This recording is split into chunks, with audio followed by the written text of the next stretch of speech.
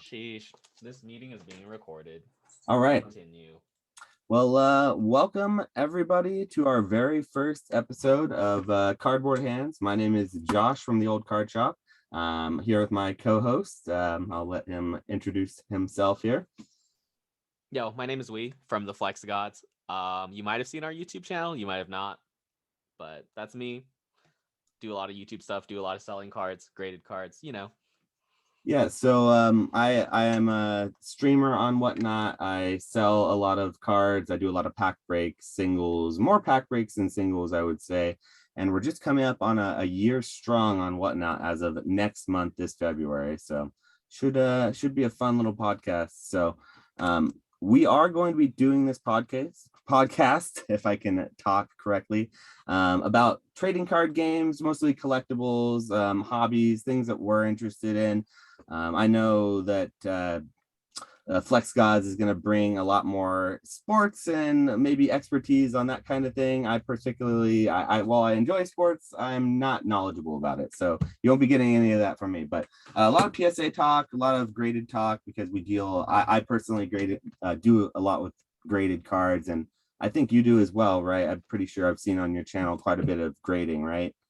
I do a lot of grading. I think I mainly do grading. It's either grading or I buy out a bunch of collections and just kind of move those. But most of my margins are from grading for the most part. So yeah, and I think a lot of people in the hobby they can relate to that. I know I started off more buying collections and sort of doing binder collections, but a lot of the people that I interact with and a lot of my followers I sell to, a lot of them are really into graded cards. So definitely a topic that we'll have to get into is like that boom of graded cards. But we have a lot to talk about in this podcast, so I think we'll keep it at that. I think it's gonna be a fun. I think we're gonna try to make it like weekly, monthly, something. We'll try to make it some sort of cyclical. It'll work itself out, but yeah, if you guys are into collectibles and things, maybe like and subscribe. We'll be doing these as often as we can, and we'll probably try to work in some other guests as well, because we have some friends. I have some friends that I definitely would like to get some takes on, and it's just nice to have it on an open forum, sort of recorded, so that we can have these good conversations and have it recorded. So yeah, definitely. cool.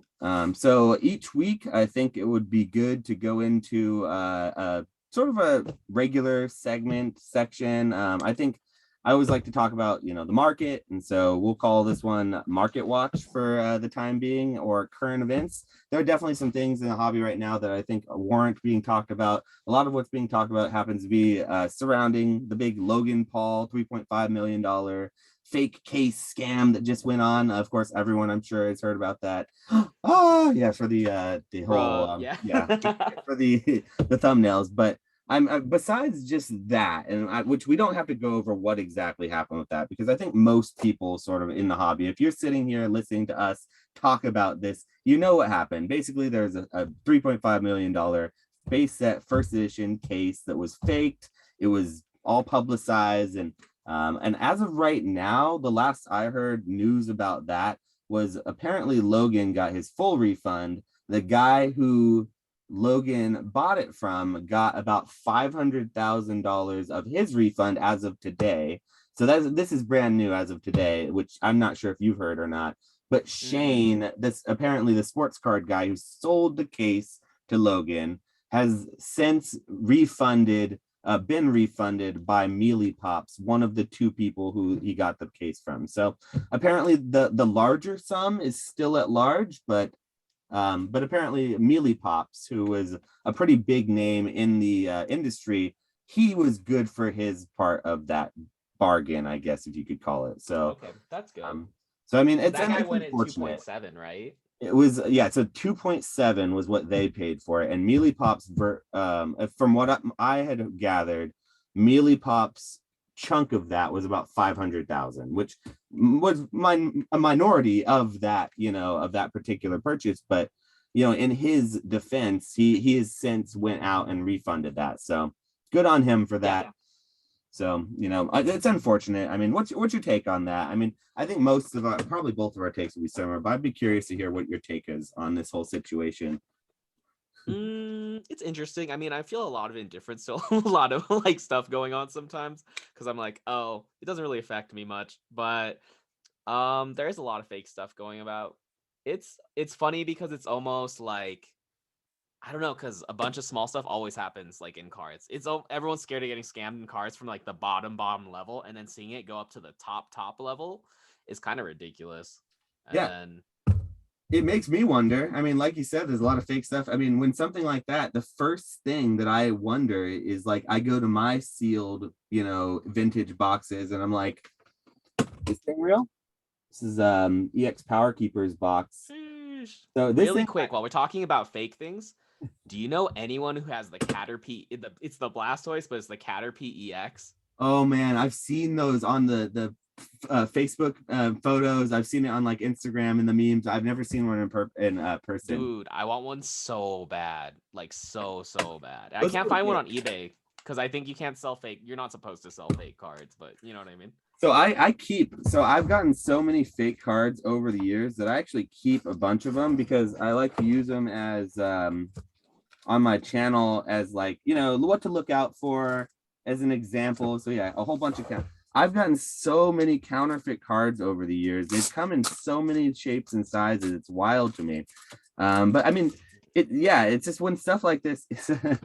So yeah, I've got some pretty crazy, like who, first of all, who is counterfeiting a Nidorino? This is from the 90s, by the way. This Nidorino is from the 90s, this first edition, uncommon counterfeit Nidorino. And so it was, and the same thing with this Drowsy, also from an old collection from the 90s. Oh, good old laminated War Turtle. You ever get these laminated cards? Dude, that's so funny. Yeah, so parents back in the day, they would laminate cards because they wouldn't want their kids' cards to go through the wash because they put them, we'd put our cards in our pockets and stuff and bring them to the school. But yeah, I mean, fakes nowadays are getting so crazy. And whenever you hear stories like this, the first thing it makes you do is someone like me, even I'm confident in what I have. It makes me look at that sealed product. And I'm just like, is this thing real? Like, do I have to bust this thing open and crack it open just to like verify its contents? Like, or like, at what point are you? So it's like, is there even any way that you can really authenticate a product besides being taken out of like a sealed case if you got it from a distributor yourself? Really, yeah. and I think it's that's ridiculous. And I watched the video again, the whole Logan Paul video, and the part that gets me the most is the whole BBCE dude who goes, "We were all duped, agreed." And that part right there, it's like at a certain point, he was the guy who authenticated it. I mean, I guess it raises the question, like at a certain point, what is an expert? What does an expert, when they put their stamp of approval onto it, what does that say, or what weight should that hold, I guess? Like who, and I guess this will all be played out in a court of law or litigation, or it'll be dealt with by whomever's, getting paid the big bucks to do it. It's not going to be a couple of YouTubers on a podcast, deciding the fate of what's going to happen. But I am curious, it's just ethically and morally, like if I say someone comes to me and they pay me $1,000 to authenticate this box, right? And I say, yeah, this thing's good to go. They go and open that box live, right? And it's not authentic. So then am I like liable for that $1,000, or am I liable for the whole box? Like at what point, like it's, I don't know. I guess there's really no answer for that. It seems like it's such a like gray area thing because you're pretty much just consulting, right? Like it's all a gamble, and with any type of card stuff. So right. And I think I heard Rusty TCA Gaming talk about it on a live stream recently, and someone asked him like if he would ever authenticate boxes. I think he flat out said no. I think he just flat out said he would not do it. And I mean, that's the guy who, like, if he's gonna say he won't do it, I don't know who can, I just don't. I think no matter what, nothing is 100% in the hobby, especially with sealed stuff. And did you watch that one? It was a PokeRev stream where he opened up a box of like Neo Genesis. Yes, the Japanese one, right? Yeah, the Japanese one, and the whole time he thought the cards were real until like halfway through the freaking opening. It was good fake. So, he noticed a pattern. So what was happening was he started. I watched that, and I remember it being live. I think I was watching it live. I'm not sure. But he apparently started, the chat and him were starting to realize there was a pattern he was seeing. So like you would get the same 3 or 4 hollows, and it would be like in a certain pattern in the pack. So very, very Yeah. good fakes though. And I mean, a And lot of people. the fact that someone was like who's that deep into the hobby, who's opened so many boxes, was, he thought it was legit. He wouldn't have streamed it if he didn't think it was legit. That it passed all his tests. There's nothing's 100%. Yo, So I've been taken. I've also, been scammed. I've really been quick, taken. Oh, go ahead. Yeah. while we're talking about Neo Genesis and fake cards, Neo Genesis, have you seen the Neo Genesis fake sticker cards where they're like super shiny and they have crazy hollow patterns? Wait, is that like the ones you would get out of vending machines back in the Yeah, day? dude, I In love prisms? those. Those things are Yeah, sick. Yeah, those are actually want really to buy, want to buy. If anyone has them in the comments, let me know. I will buy them. Those are so sick. those things are cool. So, I have some similar ones from that sort of era. These are like those. They're the card ass ones though. mhm. Yeah, those are dope too. Yeah, these are Yeah, like no, I think they're super prisms, sick. like crazy, like look, the Snorlax, they're doing a workout. Like they have sweatbands on. They're all working out like an old aerobics video. Dude, that's sick. My favorite one, there's a dark Blastoise one, but the hollow pattern is like hearts. You know what I mean? I've seen some crazy, yeah, some really crazy old school like fakes. I mean, Mhm. I've seen some pretty interesting things in this hobby. I will say, like, people have gone some pretty incredible lengths in this hobby, that's for sure. Mhm. So Dude, yeah, I mean, it's just unfortunate to bring it back though to the fakes in the Logan Paul situation. It is unfortunate though to see that sort of thing play out and on such a big scale with so many quote unquote experts around, because it could happen to you or me, right? It can happen to mhm. anyone on eBay, and I don't think we'd blink an eye. And we could say it happens every day. But what's I so think it does, shocking, yeah. I think, about the situation is really more about like this is someone who's spent millions in this hobby and who allegedly had experts all around him telling him what to do or what not to do.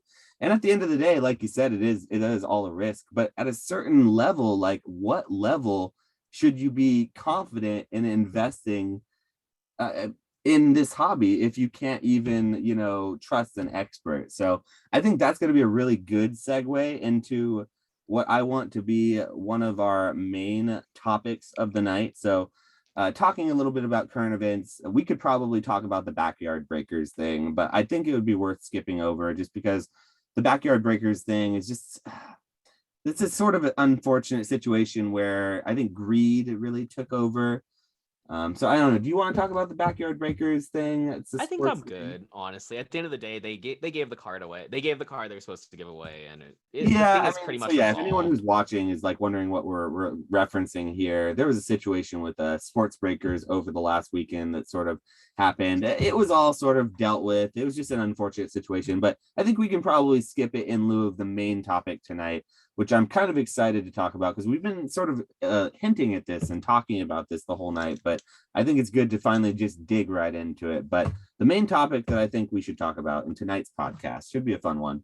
I'd like it to be, is Pokemon investable? So this is a question that I think has been on a lot of people's mind for the last 2-3 years, maybe probably longer for a lot of people, but in YouTube and in the social media, in the stonkage, in COVID, in all this terrible time, everyone has been talking about Pokemon and collectibles and alternative assets, and whether or not it is even, or whether or not it's a good idea to invest in it. And I pose the question, whether or not it is even investable in the first place. So I definitely I would like to start off by just reading the definition of what an investment is and just starting it from there. And maybe we can I'll turn it over to you. I want to hear your take on this. Then I'll weigh in a little bit Yeah. on it. Maybe we can talk a little bit more about the situation. But here's what the definition, the textbook definition of what an investment is. So what is an investment? The definition: the investing of money or capital in order to gain profitable returns as interest, income, or appreciation in value. So that is cut and dry what the definition of what an investment is. So what do you think?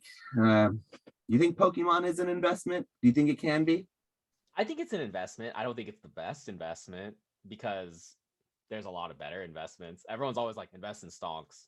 And I'm even like part of me is like there's a lot more untapped markets and you can be the first person to that. I feel like Pokemon is everyone's in it right now. It also depends on what you're buying and what you're selling. And then there's the whole liquidity thing. There's a lot of like it's a very gray question from my perspective, you know what I mean?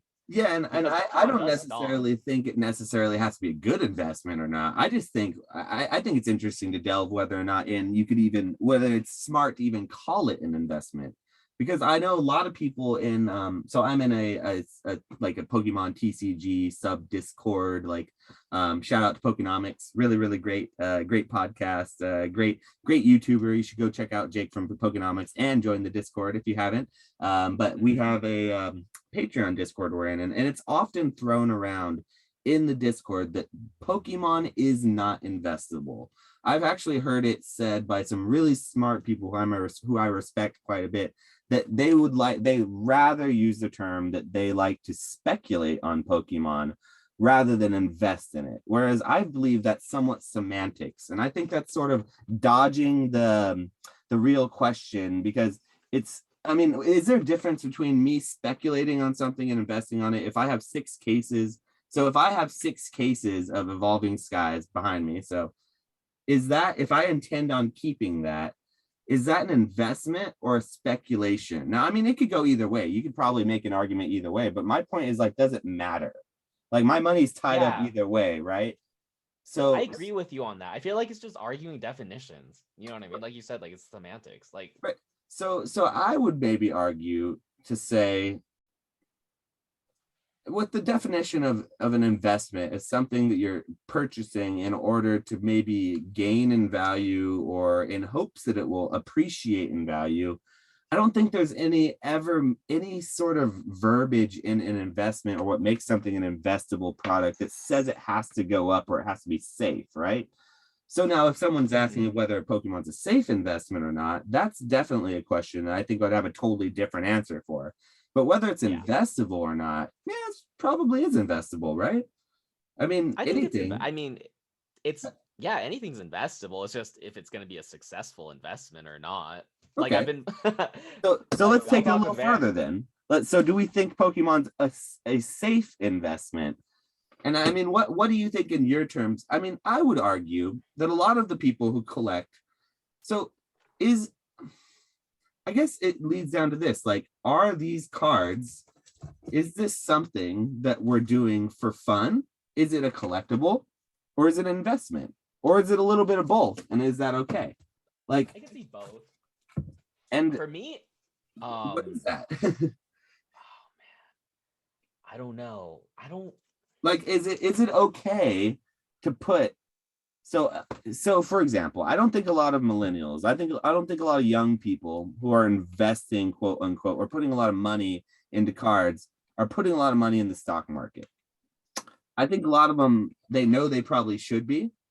I think a lot of them Mhm. know that that's the safer investment, but I don't know if that's what's happening. So I Yeah, I guess, see what you're putting down. Yeah. so I mean, I think it's interesting because while they maybe shouldn't be doing that, well, I certainly a financial advisor or most people when looking at it black and white wouldn't say, you know, throw your money in something that you love. At the end of the day, is it really so bad though? I mean, it's tough to What do you say mean because I don't bad? think I would ever sit here and say go liquidate your retirement and put it into Pokemon. But do I think it's bad that someone is going and spending, $50 to $100 a week on Pokemon when they probably could be putting that $50 to $100 into their IRA, their stock market portfolio? Yeah, sure, I think they could, but I don't know if those types of people would have ever done that. You know what I mean? I don't think those are the types of people who are going to go and put that $50 a week in their IRA instead of going out and getting a Yeah. IPA at a beer at a bar or something. So maybe by buying these Pokemon cards, I don't know. So do they have to be investable? Do they even have to be good investments to be worth the time and money you spend on it? I guess that's the question I have. And I think about this a lot as a seller. because I sell cards for a living. And so I sell cards, I break cards for a living. And so I oftentimes have to think about this. Like it's not a need, it's a want. I'm in very much so in the want sector, not the need sector. And so it's I guess it comes down to it a lot of time. It's like, is it a good idea to be putting money into Pokemon cards is something that what this question really barrels down to. And I think that's a lot of people, it's a valid question. I think we I all think want to think that what we're buying into is something that's not going to go to zero and just make us lose all our money, right? mhm. But does that make it like, does it have to though? I mean, Yeah, at the end no, of the I get day, you. if all of this stuff, all this was just cardboard, how upset would I be? Mhm. Besides the Good fact that my whole question. business is based on it, but I Rip. suppose someone like you, how upset would you be if your whole collection, because I think you have a really impressive collection. I'd say your collection with some of your PSA slabs I've seen, just what you publicly shown is a lot more impressive than what I own. So if your collection went from what it currently is valued now, say what X amount to uh 50% of that, we won't say zero because that's unrealistic, but It's 50% of what impossible. it's Yeah, worth, how would you feel? I'd be chilling. I've prepped for it. You know what I mean? I would be like, damn, that sucks. But then I also be like, I guess I can buy. If my collection went down 50%, that means a lot of other things went down 50%. So I'd be like, I can just buy some other stuff I've always wanted anyways. So that's how That's I feel personally. I also like to answer your question about if it's good, like, because Pokemon, how do I explain this? Or I wouldn't have gotten into. I've been researching a lot of stock stuff. I've been researching a lot of like NFT stuff. I know people are so hit or miss on NFT, but I've been researching a lot of different markets. And the only reason I started doing so is because of Pokemon. Like it actually made me start thinking about what markets are and how they work and how they exist and how I can survive and succeed in them. Before I was just like, I have money. I am so stressed. I don't know what I'm doing with my life. Do you know what I mean? And now it's like, oh, I have $500. I can turn this $500 into something else if I make the right moves. And you know what I mean? right. And And I so think it's it a really young actually, hobby. I think it's a young hobby, and I think it shows it in like all the knee-jerk reactions that come out in social media, and the reactions to a lot of things, and first time big sales in the hobby. I think it shows the youth of the hobby, and I think we can really learn a lot from the sports card hobby as well. I think there's a lot to be I learned. agree. And If you watch a lot of sports cards YouTube videos, there's a lot of people know how to make money in sports cards. that They was what I really was do. about And to say, is I really want to do that. I just haven't necessarily dived in. Like, who's a good sports card channel to that you like to watch if you follow any? I like a lot of the show ones where they go to the shows because I like that like hunting aspect of everything. Like that grit and grind, like you go in and you just find crazy deals. Like I love that feeling. And so I'll watch Roth cards, ROTH cards. Who else is good? Card Collector 2, like with a 2 afterwards. And there's this dude named Sasha T. He was good too. He's like, I feel like he's the one who blew up that niche. You know what Yeah, I I've mean? heard of him. I've heard of that guy. Yeah, I don't know who he is, but I've heard of him for sure. You know But those those are the ones I garage? like. Have you ever seen the garage sale channels where they people go to like garage sales and like find like hidden gems and flip them? And Yeah. I watch a lot of Hmm. those, and I don't follow a lot of them, but they come on my feed because I just end up watching them. So I Yeah, find no, that those are fun. because that same aspect of like that hunting aspect, I think that's what I really liked about the hobby when I first got back into it, and I was like, ah, man, the good old days back before everyone and their mother was in it looking for collections, and they thought that Hmm. everything they had in their closet was a gold mine. I know, The good dude. old days when you could actually hunt for online collections or go to Craigslist or Craigslist was a gold mine like oh, it was 2 amazing. Yeah. years ago. I Hmm. occasionally, just for fun of it, check Craigslist now, but it's almost just a joke because there's nothing on there. It's nothing anymore. It's like, Hmm. Shining Fates booster, Shining Fates ETB for $200 on Craigslist. Yeah, dude, for real. And then it's like collections, and they're like, I know what I have, $5,000, and it's like a base at Charizard and a Blastoise. You know what I mean? Like, cool, it's a moderately played Charizard and you want $500 for it, and that's fine. All right. That's why you're on Hmm. Craigslist. Yeah, but I mean, Yeah. that being said, though, I think there are still really these days a lot of more good deals out there than there were 6 months ago. I do If you think that grind. Yeah. Lately, I've been having a lot more, actually, I would say. I feel that too. You know what's weird though is I also feel like cards are kind of going up in a way again. Like I've been getting a lot more sales recently, like a lot. Like before Christmas, I would say December. What's the month before December? October, November, November, December is kind of slow, and then it's been picking up quite a bit. I've Yeah. noticed like So for the I past agree couple with of that. weeks. I actually think that around the holidays, I always find that it starts to dip a little bit because I've always thought that around the holidays, personal spending went down, but gift spending went up. And people don't gift collectibles. You buy collectibles for yourself. Like you're buying Pokemon cards to Mm. collect for your own collection. Like you may buy your little cousin a Pokemon 10 or something, or your son or your daughter a collection box. But like you're not gonna go and buy a PSA 9 Legend Maker, Arcanine for your homie, right? You're gonna buy Yeah. they're gonna get something else. So I always felt like collectibles around the holidays, even though people say that a lot of retail goes up, I thought collectibles typically dip. So I historically stopped selling a lot around the holidays, a lot of my high-end stuff. And I tend to start picking up those sales again right around now, right around the mid of January. So I would 100% agree with you. And I would say, from my perspective, and what I actually made a video about this on my very, very small YouTube free YouTube plug here. But right before the Like and holidays, subscribe. Like and subscribe. yeah, like and subscribe. Thank you. Yeah, there you go. We need it. We definitely need it. But But anyways, yeah, if we don't say that, we won't do it again. So I got to say that a few times. But definitely, I stopped selling around the holidays, and I pick up around January. But more than that, I agree with you.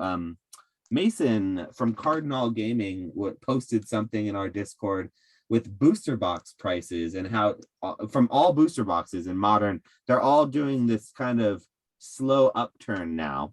And I personally, from my distributor, cannot buy anything but Fusion Strike from my distributor. He's getting a little bit more celebrations, but not any ETBs. But yeah, we don't have anything except for the Brilliant Star coming forward. So prices have nowhere to go but up at this point until there's a restock. yeah. I've seen it with graded cards too. I've been hunting. Let me think of a card that I've been looking at. Sightseer CGC 95. That's a random one, but I've been wanting to get one to like crack and cross grade. Wait, And there the was points where EX Dragon, the no, not that one. It's the full art one from Tag Team GX. Like the super like tropical pretty one. You know what I'm oh talking yeah, about? yeah. I thought for a minute, I thought you meant the EX Dragon reverse. It's like, oh man, isn't that? It's like No, that one's like super crazy. yeah. There's only like a few of them in the world. I will literally never own one of those unless I find it in a bulk box for like $1. And that's So probably fine. I'm sure you're probably fine with that. To me, the card isn't very special. yeah, I'm pretty indifferent to that card. It's a set collector's dream card, but like, how many set collectors are there, right? Versus like, how many just species collect? I think that's a topic for a podcast all on its own. It's like, We could talk about that because it's like there's that line of like walking like mainstream cards versus you're so obscure and so out there that no one even knows this exists, and then it's like who's even gonna want that because you're the only one who knows it exists. You know what I mean? like low pop for extreme rarity versus low pop for extreme lack of interest. It's like what is more, and it's like they both are low population and they both probably will stay low population, but which one means more? And I honestly oftentimes err on the side of like true rarity rather than condition rarity. And so I'm a PSA 1 collector as well though, so I'm probably not the first. Jeez. So obviously like, for me, PSA 1 versus PSA 10 card, I would honestly rather have the 1. I'd rather sell the 10. So like I strictly collect for the art of it as well too. So like I could really get into why I like PSA 1 for a long way. We'll have to get into that sometime, but I think one's hit better than 2 and 3. oh, for I think sure. like I'd rather have a 1 than a 2. And I'd rather have a 1 than a 3. 4 is where I'm kind of like, I'd rather have the 4. You know what I mean? So you know what's funny is the prices exactly reflect what you're saying. So you Oh, pay really? PSA 4 to PSA 5 prices for PSA 1s. And so sometimes more than that, if the population's so low and the card's so rare, if it's not strictly a condition rarity card and it's actually like a rarity card, like something like a Rayquaza, for example, a Gold Star Rayquaza. that card in a PSA 1 versus a PSA 1 to a PSA 10 does not matter. That card is going to be over $2,000 almost no matter what. And so yeah, I've been searching. I only know that just because I searched for that card. So I've been looking for a PSA 1 Gold Star at Rayquaza for the better part of 2 years now. Yeah. But I don't want to pay, I'm looking for a damaged Gold Star, so I'm not trying to pay, thousands of dollars, obviously, but at this point it looks like that might be what it's worth. So that's how it goes. I was gonna say really quick, back to the Sightseer thing.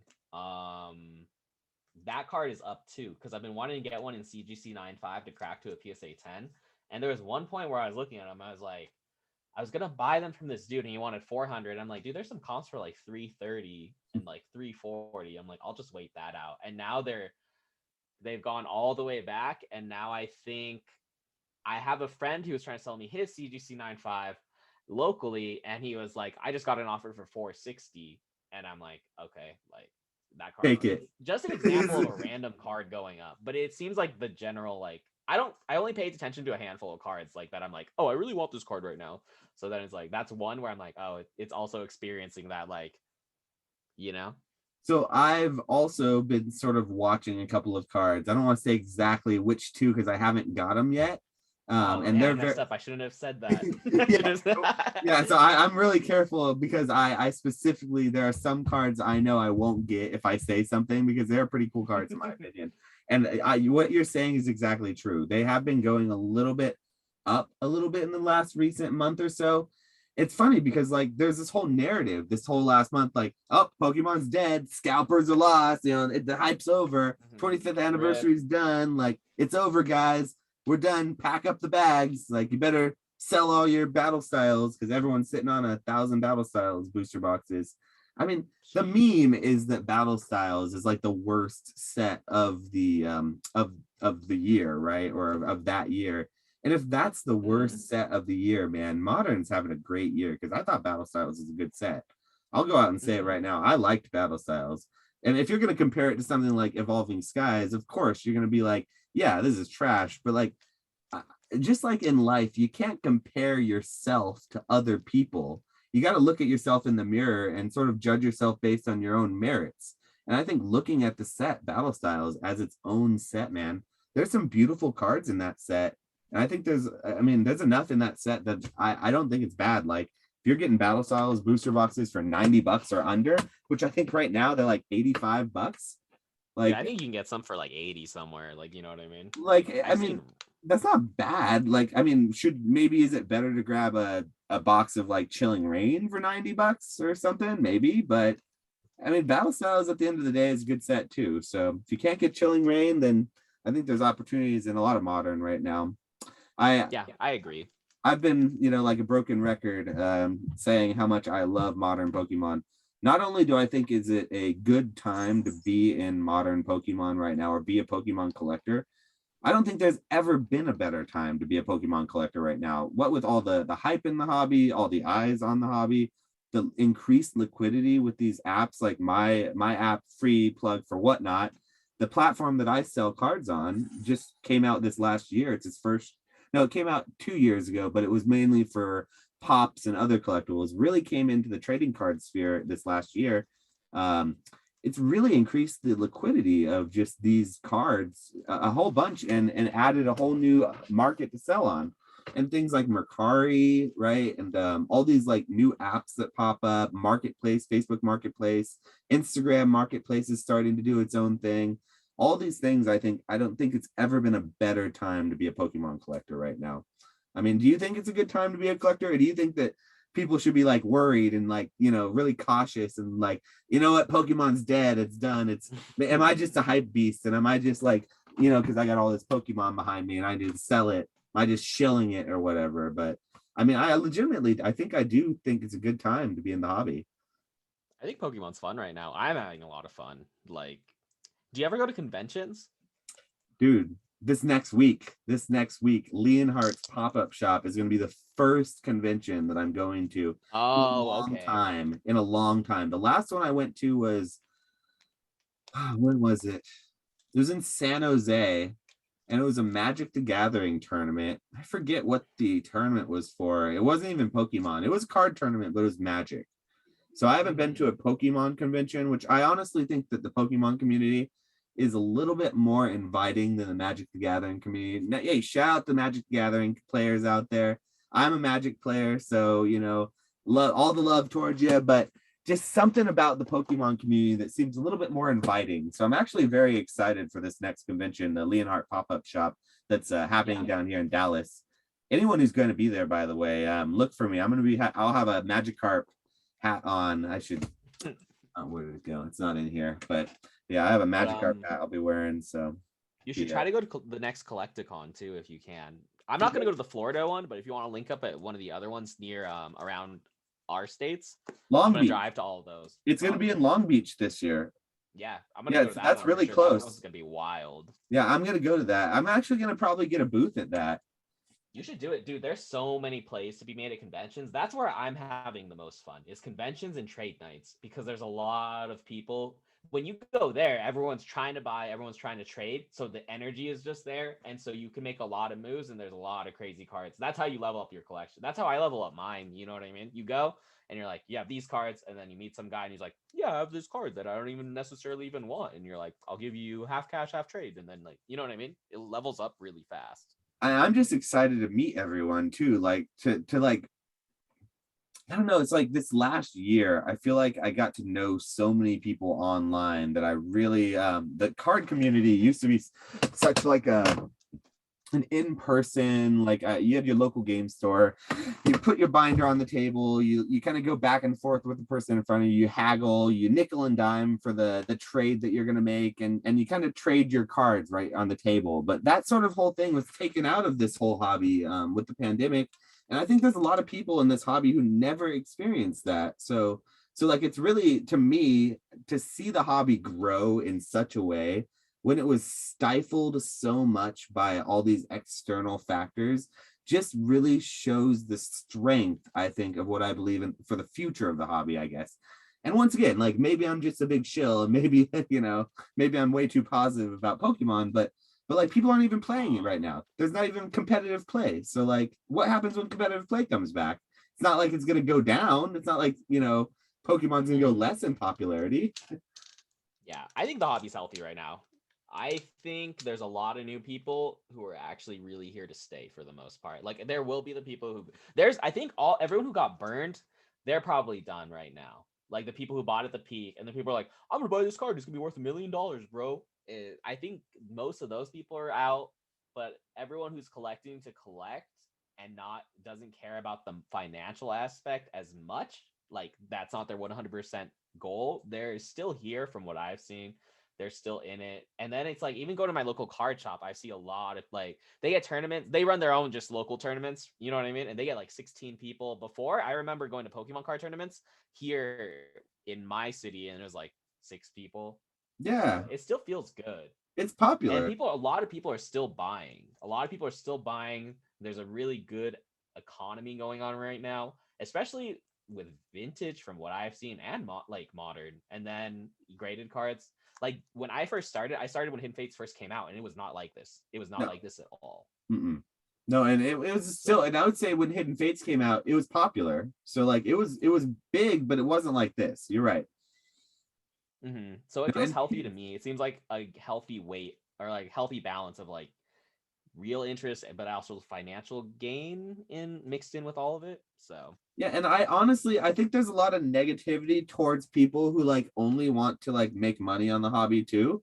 And so like, for me, I am a for-profit business, so like, I have a collection, I have a personal collection, but I also want to make money from the hobby as well, so that I can kind of keep doing what I'm doing. So like, I think there's a lot of, for just pure collectors, it's like there's this sort of hierarchy that's like, if you're a pure collector, you're like better than like someone who's like just trying to make gains off of it.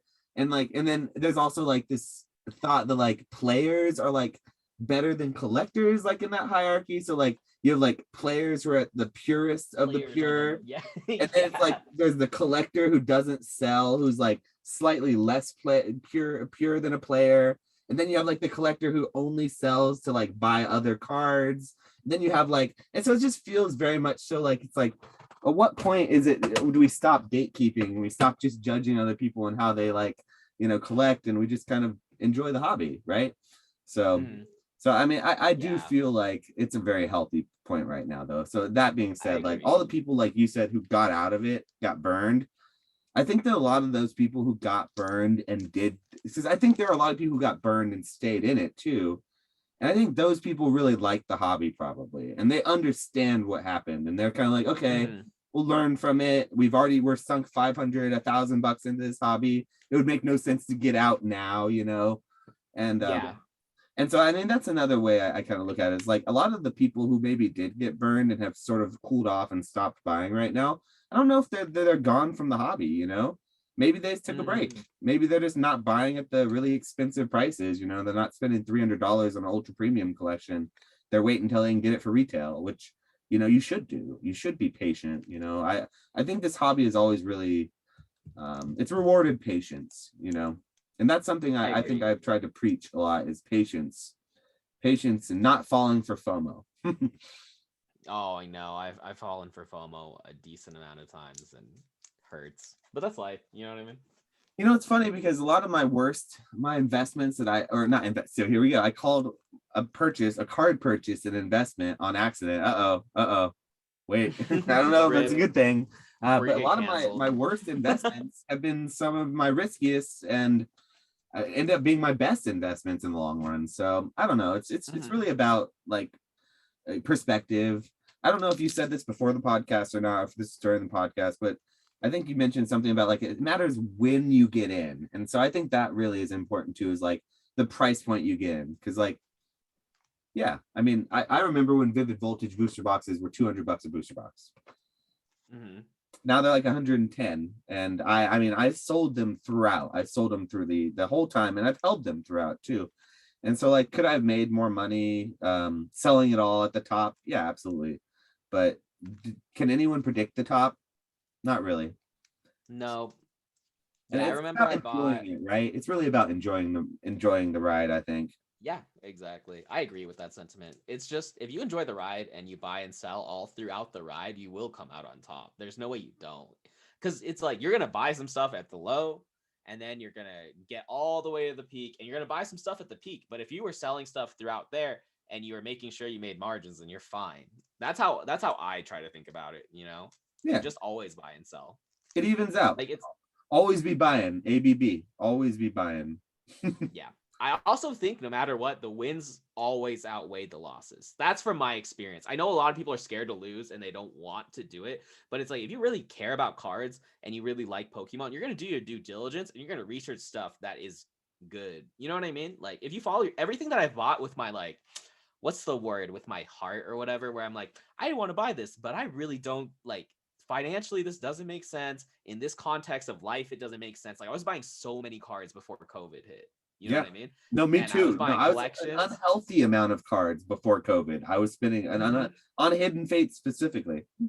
Yeah, I was Yeah, buying collections. I bought like a Skyridge binder and it was like I remember it was literally things were like starting to lock down. I met up with somebody and they wanted it was like 300 $400 for like a Skyridge binder and I was like what am I doing? The world's gonna, you know what I mean? World's it's gonna like end, that and meme with the dog with the fire around him. And he's like, "This is fine. Mhm. I'm buying a collection right now. Yeah, it's Life is chilling, and good." it's literally like I graded one card from there that turned into a $500 card. So it's like, do you know what I mean? And I graded a bunch of other hollows, and it paid for itself. And This is everything I gonna do, sound bad. This is gonna sound really bad, but I've grown to take times of strife and chaos and uncertainty, and oftentimes I try to look at them as a stepping point, as a stepping stone for where I can go next. So it sounds bad, but mm, the Game of Thrones show. yeah, I've never The watched it. oh, so the villain, one of the villains, Littlefinger, he's like one of the main villains. His famous line is "Chaos is a ladder," and it's Hmm. oftentimes a line that I think about is really in markets, in my financial markets. It's something that I oftentimes look at. It's like when there's a lot of fear, a lot of uncertainty in something that just a month before that wasn't there, And if it feels irrational, rather than feeling that fear and uncertainty, I often get excited. And I oftentimes feel a sense of excitement that it's an opportunity. And so, I mean, it's a matter of perspective, I think, for sure. But I definitely think that there are times, and there are times to buy and there are times to sell. And the more and the longer you're in the market, I think the more that becomes apparent. And for me, being experienced in the collectible side and the playing side of the market for so long, I wasn't experienced in the financial side or the cyclical nature of the market, the selling side, as much as I have been these last 2 years since I've been selling into it as much. And I will say, just like you, I've learned so much. And I think that those lessons have been invaluable. And yeah, for sure, the gains, I'd say, were much larger than the losses in the long term. So I would agree with that. Yeah. And I would attribute a lot of that to the positive nature of the Pokemon community, to a large extent, to be honest. They're so welcoming. Like a lot of the YouTube channels that I followed this year, besides just the pack opening channels, they're just pure entertainment. But a lot of them have been really, really eye-opening. You know, a lot of them that I watch have been really good. Yeah, no, I agree with that. Yeah. So speaking of what we're excited about for the hobby, are you excited about this brilliant Arceus set that's coming out here, February? I've Do you open a lot of Modern besides I've never opened Modern. No. To be real with you, no. Like literally, like I did Hidden Fates. I opened up a lot of Modern when I first started, and I opened up a lot of Modern before it hit the craze. So right before. It was like I remember the last booster box I opened. Like I'll open random stuff every once in a while, you know what I mean? But the last booster box I opened Vivid Voltage, and that's when it was on pre. I got one for pre-order for $90. Okay, well that's good. Box. That's really good. Because I remember that was the first set that sold out. I got, so before Vivid Voltage, I was able to purchase as much Darkness Ablaze or Champion's Path or whatever previous set as I wanted from my distributor. I mean, not as much, but I say as much, more than I would need, basically. Yeah. And it wasn't until Vivid Voltage happened that whole dynamic changed between distributors and local game stores. That was when, I think it was after the first Logan Paul hype happened. Everyone was on the whole Chonkachu hype. Everyone wanted that rainbow Chonkachu. The Amazing Rares had just come out. People were really, Amazing Rares to the moon. Everything was, I'm pretty sure that the Rayquaza was $30. I picked up 5 copies of the Celebi at $19.99 on release night, because after opening 18 booster boxes, 3 cases, we pulled 2 Celebi Amazing Rares. And so that was just RNG. Amazing. And so I speculated hard that night that Celebi was the hardest one to pull. And I bought like 5 of the cheapest ones I could find for like $20. And now what's Celebi, $1? So yeah, something like that, a couple bucks. Yeah, so I could have had another booster box, but I got 5 Celebis instead. So that's how it goes, honestly. I like the Amazing Rares. I at this point I'm not selling them. When I get Amazing Rares in collections, I just tuck them back because I don't think they're worth selling right now. No, that's a good call. They're pretty cheap right now. I would just baby shinies. Same thing. Yeah, I agree. I think where I'm at with Modern is I don't really rip Modern. I'm like, this sounds bad. It makes me sound like a fake Pokemon fan, but I'm like, I don't really pay attention to the new drops. I'm like, oh, they did a Charizard. That's cool. And then I'm like, I'm just waiting until certain cards feel like they're hitting their floor, and I'll probably buy some. Like once people stop talking about Evolving Skies, that's probably when I'll buy some of the evolutions for myself. Not even as like you're gonna be waiting for a long time on that one. Evolving Skies. That's a pretty hot set. What's up. Yeah, I know. It's a good set. See, I do appreciate the sets, but I'm not trying to put my money into them right now, especially for singles. I do think buying into booster boxes right now is a good move. I mean, especially if you get them in 80, 90, because if you just wait it out, then you'll be good. So I made a buy recently at $100 a booster box for a case. I had to buy 6, a whole case, and get so 600 shipped for a case of Evolving Skies from the secondary market on Facebook Marketplace. Simply because I can't get it from my distributor. There's nothing else coming down the pipeline. And while I think I would love a reprint, I don't see it coming. I need more Evolving Skies. And so I'm a rip and chipper. So like, so for me, modern, that's like my bread and butter. Like I am excited for this new modern set, Brilliant Arceus. To me, it looks like the next Cosmic Eclipse type of set because it's got like the character rares in it. It's got those different rarities, you know, the V Star. I am sort of disappointed they kept the rainbow rares in it, but it is what it is. You know, you win some, you lose some. Yeah, no, definitely. That's how it goes. Yeah, I'm just waiting for the price point to feel right for me. Or like if there's gonna be a collection and someone's like, they're in too deep on Evolving Skies and all that modern, like I'll pick it up for a reduced, you know what I mean, for a big bulk price. So I think there are people who are waiting for the booster box price to come down to like $70 or something, or $60. I think we've already kind of seen the floriest it's going to get at this point. I mean, how big of a reprint would there have to? So what just happened was probably the largest dump of product I've ever seen in my 2 years in the hobby. That's not that long, but I mean, it was a large dump of product, which I think is what a lot of what led to the huge decrease in prices. I don't think it was as much of the hobby losing steam as much it was a large dump of supply on stores that didn't have the capital or wherewithal to hold that much supply. And so and luckily for myself, I don't work with a distributor there that I have to put in huge pre-orders. I actually don't get pre-orders. I don't get my numbers until the week before the set comes out. For better or for worse, I would love to be able to have my numbers so I could kind of establish how many I would get and plan that way. But so it goes, you know, everyone's got slightly different situations. And with my distributor, yeah. he doesn't know what he can sell until a week before the product comes out, actually. So like I don't do pre-orders, so it doesn't matter to me as much. But it is interesting though. Like I wonder, will there ever be a time where booster boxes are above that MSRP and hold above MSRP? And if that is the case, does that mean there's either not enough supply or there's so much demand that demand is really leveled out to the point where it's perfectly even at MSRP? And is it MSRP even at a fair price, like 144 booster box? Is that we'll call that MSRP because that's like $3.99 a pack times 36, and you know, so I mean, is it even fair? Is that a fair price, or should booster boxes be closer to that $100 mark? I don't know. I am so used to them being at the $100 mark. You know what I mean? Well, for 144 me, sounds that's what I so remember weird. it too. So I agree. Like, I agree with you. yeah, throughout my entire life, like booster box always $100. I even remember they were like around $100 when you were a kid.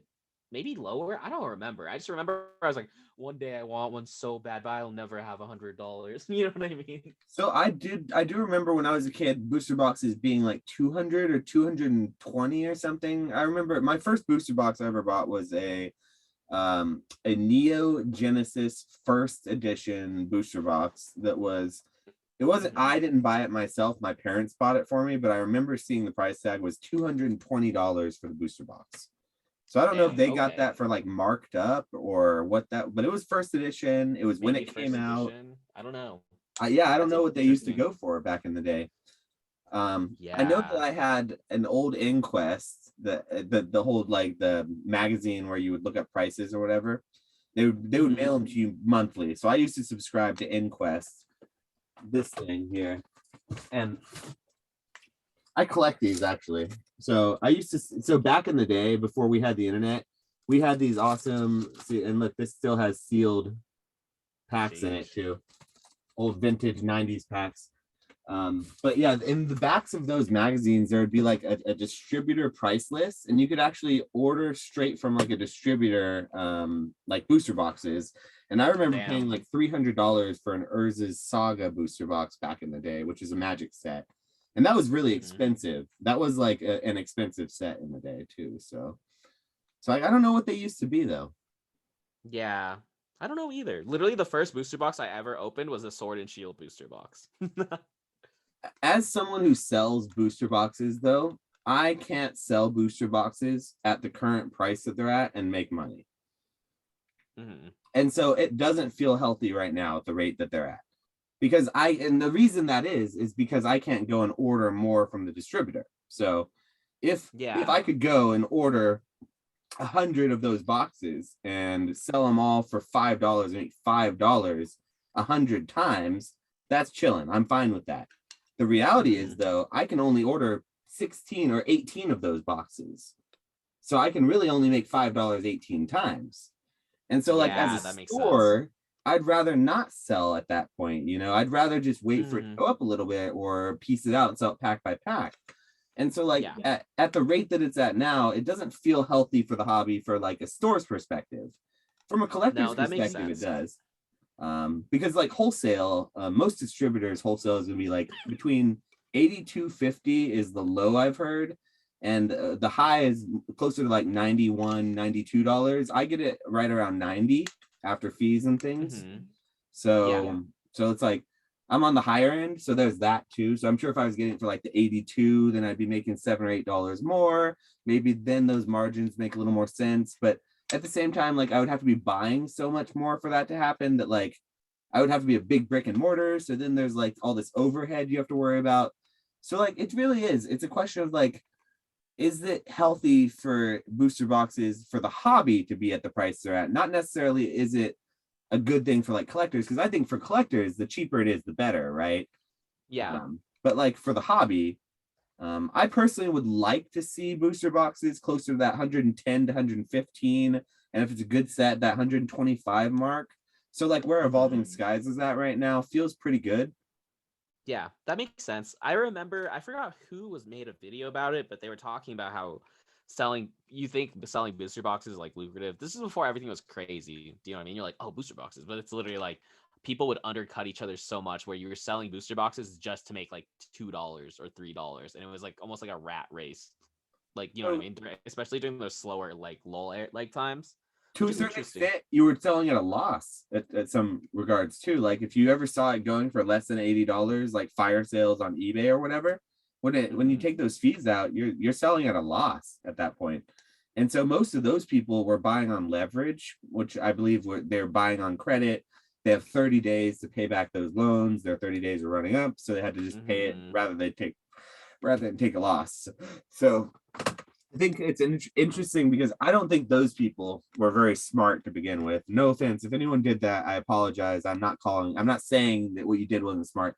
I just think that it was a little short sighted. It seems a little short sighted, to go all in on something on credit or on leverage when it's such a, it's so uh, risky, I guess. I don't know. Yeah, Maybe I I'm just too agree. cautious.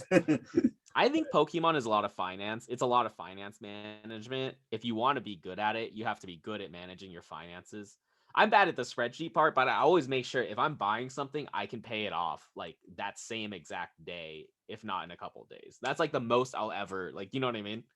Where Yeah. it's like I'm like, oh, if I'm gonna make a big purchase, I will make the big purchase and I will liquidate so much inventory to make sure that purchase is fine. You know what I mean? So So it's a so money management game. do you find that liquidating is difficult for you sometimes when you have to liquidate, or do you find that you're able to pretty much when you need to liquidate whatever you need? Mm, I'd say it's pretty much whenever I need to, stuff gets liquidated pretty fast for the most part. That's how I feel personally. You know Like it's I can, huh? it's funny because I would say that probably, but then when it comes down to it, like when I need to sell, it feels like everyone else also just needs to sell that same item right then. So Yeah, it's it's like, interesting. There's a weird wave. yeah, so like for example, around the holidays, I was thinking about selling like a power keep, that power keepers box that I had right there. So I was thinking Mm, about selling the power keepers box to try to fund another purchase, but the power keepers box right then had two sales in auction that were just going up, that like both of them were going in auction, not buy it now, auction, in like the worst time of the year for auctions. And so like I just had to sit there and watch. Like, do you put another, a third item up against two others up? I mean, no, you probably yeah, can't. So I ended up not selling makes it. sense. So I was wondering if you found that same thing. It's like the whole thing when you get a new car, you start to see that new car everywhere. It's like when you need to sell Hmm. something, it's like you start to see it everywhere. I feel like it's kind of funny.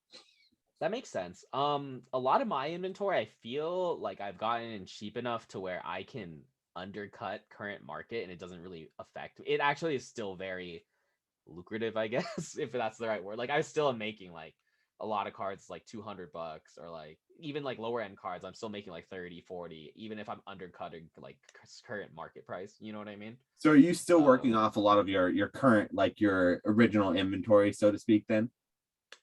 yeah, I don't know how to yeah, I don't know, it's so weird. Yeah, Like so that's when I that's really what I'm take a hearing, because step that's what, back. so for me, since I sell on a regular basis, I've moved a lot of inventory so much that now I'm moved through that part where like all the little time the big profits.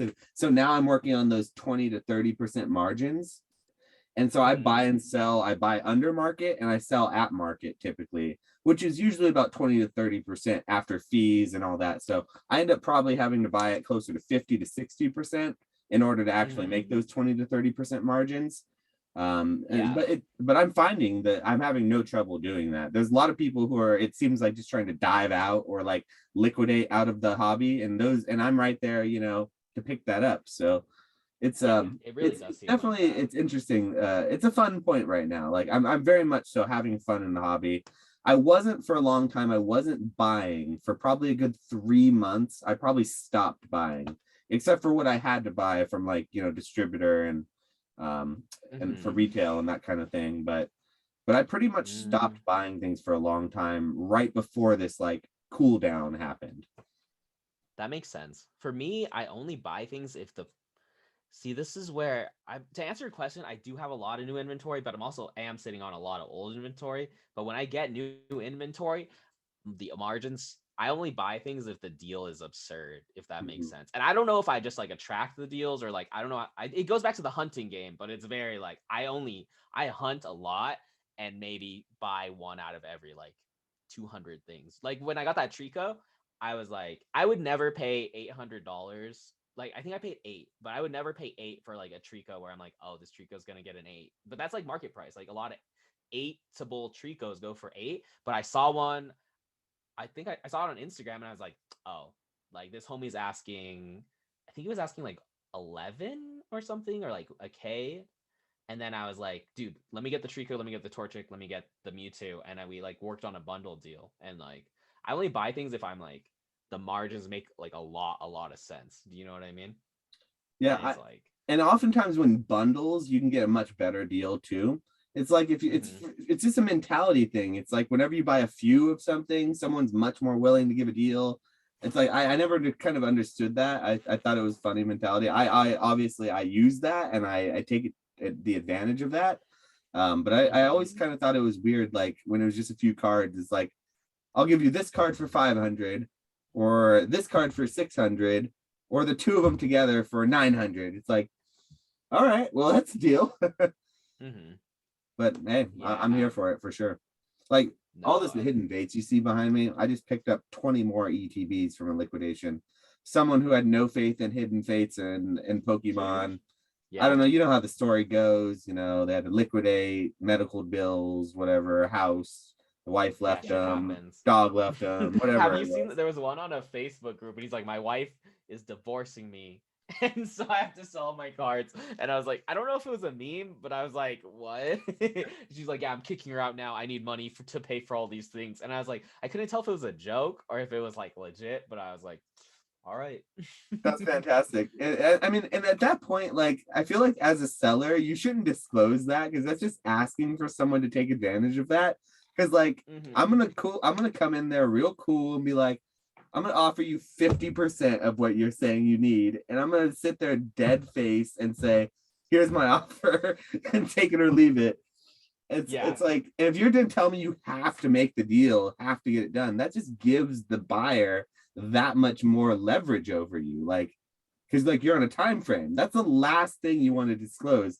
I think these people think that it's gonna give them like sympathy or something. Sympathy, yeah. Maybe someone's gonna be like, "Oh, your wife left you. I'm gonna pay extra because I feel bad for you." But in reality, it's like, "Oh, your wife left you. Let me kick you while you're down. I'm gonna offer 50% of what you offered, and The world is whatever, a and cruel be place. happy with it." I mean, That's that makes me funny. sound But horrible, but I was gonna say too, another thing that really helps me with margins is trading a lot. That's why I love conventions and shows, because like, yeah, I can go sell this on eBay for like whatever, 200 bucks, 230, but I can go to a show and I can get, if someone really wants a specific type, everyone always there's a lot of people who have strong feelings towards specific cards that you never expect, and you can get a lot of value out of that. Like they'll be like, you'll be like, okay, like 200 cash, that's how much it's going for on eBay, and they're like, I don't have 200 cash, and then you're like, well, I'll do like 250 trade, or they'll have like a random card that you need and it's like gradable, or like, you know what I mean, you have like, they'll have pieces and you just keep you know what I mean. And you can It's a lot of add like margins leveraging too, because like say it's a $250 card, you have a $230 card, you know, you can trade up.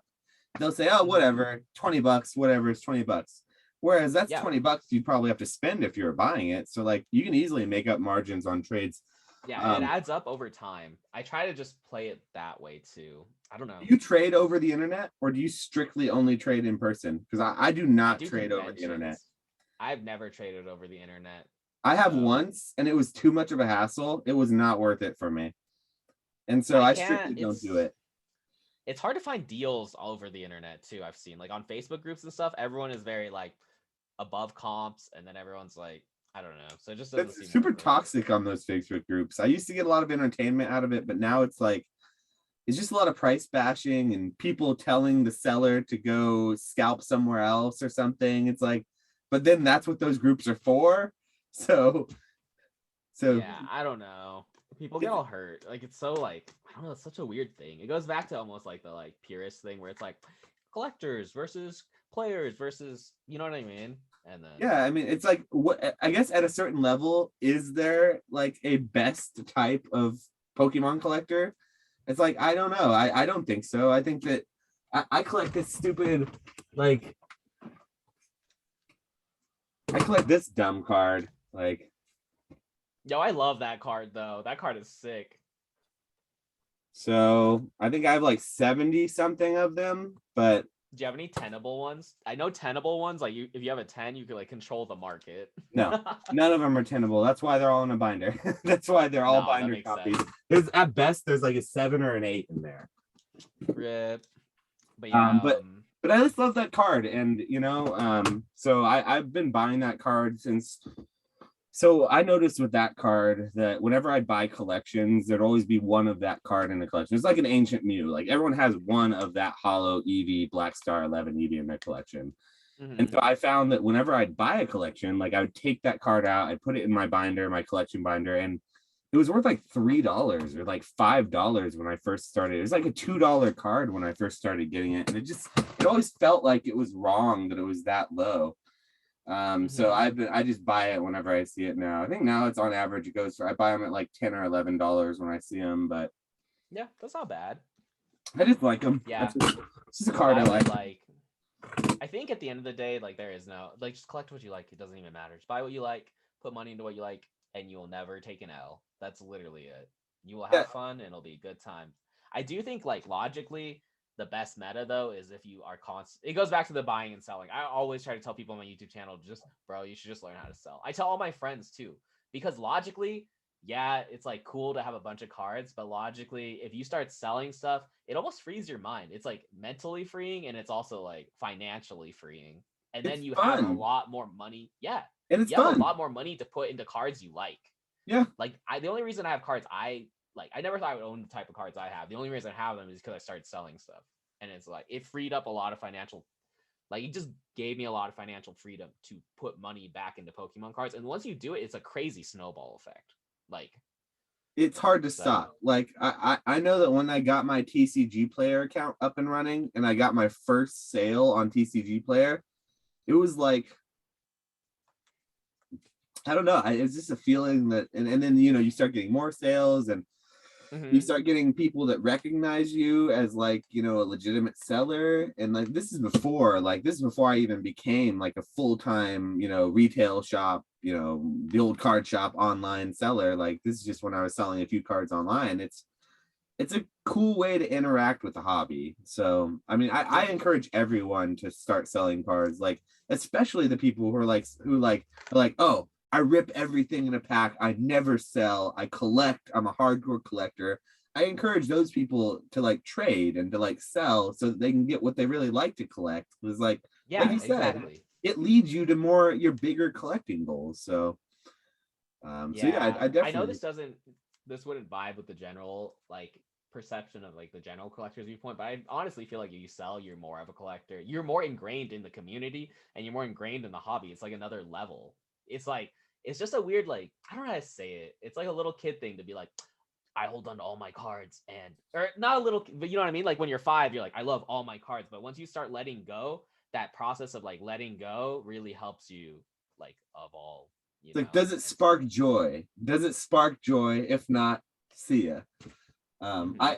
I always and I reevaluate how I collect too. And I mean, this is a conversation that I think is once again good for like its own segment, like what it means to be a collector, like the types of collecting you do, like how to manage your collection. But I find that I always change what I like and what I'm collecting. Like I used to collect all kinds of different Pokemon. Like I collect Mewtwo, Mews, like Pikachu, Dragonite, Charizard. Literally, promos, Black Star promos, the best of winter stamps, Magi cards, Tops Mhm. cards. I mean, you name it. I collected all kinds of stuff. I recently had to kind of think about like what do I really care about though, and like what do I want to collect. And I started like cutting a lot of that down, and I found that in cutting the fat, it felt really good. It felt good to Yeah. kind of narrow down because I could really focus more. So now I collect my PSA ones. Like I have my PSA ones that I really like, my Grail ones that I'm going after, and I have my sealed collection. I have a sealed collection that I really enjoy, and then I have a couple of cards that I like. But for the most part, like I really try to reevaluate all the time and come back to like what I'm collecting. And also for me as a store, as someone who sells, it's also important to keep that line. It's a blurry line sometimes, but Mhm. it's an important line to sort of distinguish between for sure.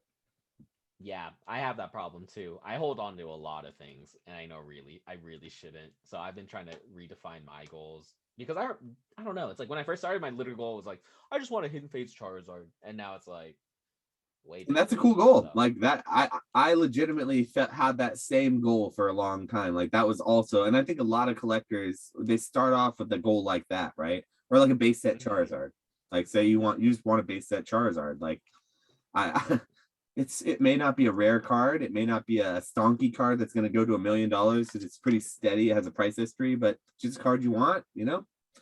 um i I think it's possible to get any of those goals if you just start small and build up. And like you said, I think that selling is one of the things that really can help a lot of people get to those goals. And so yeah, I definitely think that being like a seller in the community, I feel a lot more in touch with the community than when I wasn't selling. So yeah, I for agree. sure. Like I definitely feel like I'm a part of this community more now than before when I wasn't selling. So I agree with Mhm. that. Yeah, no, that makes sense. But yeah, I'm looking at all my nines now from like my e-reader nines, and I really just want to liquidate those and just put it into like 110, and it would just feel so much better. You know what I mean? So I know some people who don't collect tens who strictly collect nines. In fact, I think more people in the Discord that I'm in are more into nines than they are into tens, which is funny.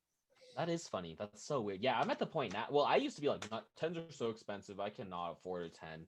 And now I'm like, I mean, I can afford a 10, but I have to move a lot of other things to get a 10 as opposed to a 9. Like sometimes the price difference is absurd, you know? It But is I'm a like, a 10 is so nice in my head. And then it's like you look at the pop reports and like a lot of 10s from certain sets, it's like some of them are 40 and then some of them are like 100 tops. And it's like, I don't know. It just feels so good to me. Like I'm leaning more towards that, and I'm like, I don't know if that's good. I mean, I guess there's no good or like bad, but I'm like, it feels right to me. So so that's what I've been thinking about a lot. so I think we're getting close to that like little past the hour mark here. I don't really have Yeah, I my think we've been time. talking for a minute, Yeah. honestly. I So also we feel like we should kind of just been like probably all. start to wrap up our podcast. But I did have a question that I wanted to end on here that you could think about for the next session. But I did want to sort of pose this question. So Hmm. this is something that came up in the Discord, and I thought it brought up a really good discourse. And I think that I'd be curious to see what you think about this. But do you see a world where, so Evolving Skies is 125 right now. So if it were to go up 50% more, that would be to about that would be about $200. Yeah. So do you see a world where Hidden Fates ETBs raise another 50% from where they're at now? So those go to 225 because they're what we'll call Hidden Fates ETBs at 150 right now.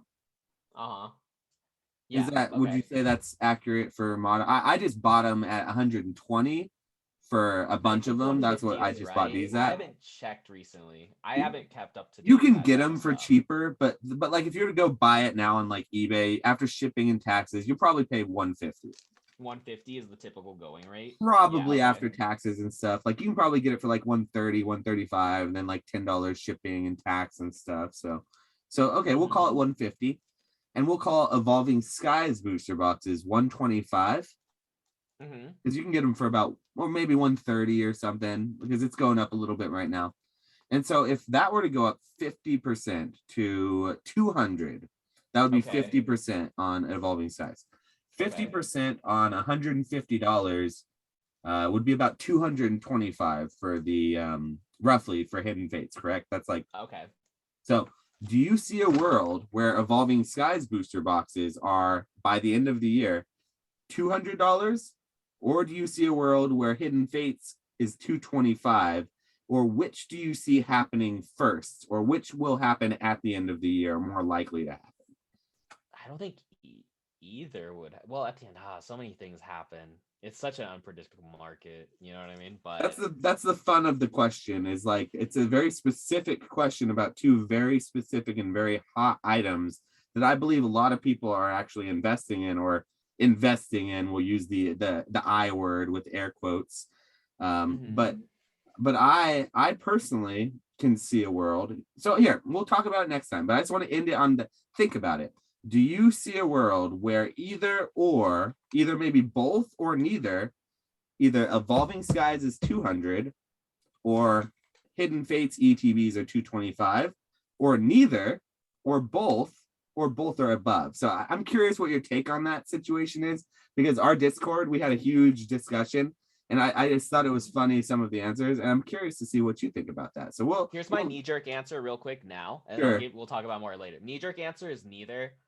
But if they had to, if one had to, I think Hidden Fates ETB. But then also, yeah, I don't know. That's my like knee-jerk like gut instinct. It's a juicy one, right? It's a pretty juicy one. Like I could see either way. Yeah, so we'll see what's up. But yeah. Okay. And so let's do our little outro here to help everyone find us, since we are probably going to wrap up this podcast a little longer than we intended to. But it's all right. It's the first one. The first one is always going to go a little longer, probably. But look, I'm out of water. Yeah, I think we need to. I kind of feel like we jumped around a lot during that, but that's fine. Yeah, I know. Fun. It's fun to just talk about random shit. Absolutely. But, and I think we'll be able to probably flesh it out a little more and get the topics a little more. But I think this first one, having it good, be a little general, kind of talking a bunch about different things, is pretty good. But yeah, if anyone is looking to find us, go follow us on all of our socials. We'll link it down below in the description here. Flex Gods over on YouTube, the old card shop on YouTube and whatnot. Hopefully Flex Gods will be starting on whatnot at some point. We got to get him to put in his application over there. Yeah, I need to do that start soon. Selling too. But yeah, you can find us on Instagram. You can find us here on this podcast. I think this is going to be on my channel. And we'll eventually we might make its own channel for it as well. But thanks so much for coming by to the first episode of Cardboard Hands. My name is Josh. Thanks so much for coming. Later. Like and subscribe. Oh yeah, like and subscribe. Yes.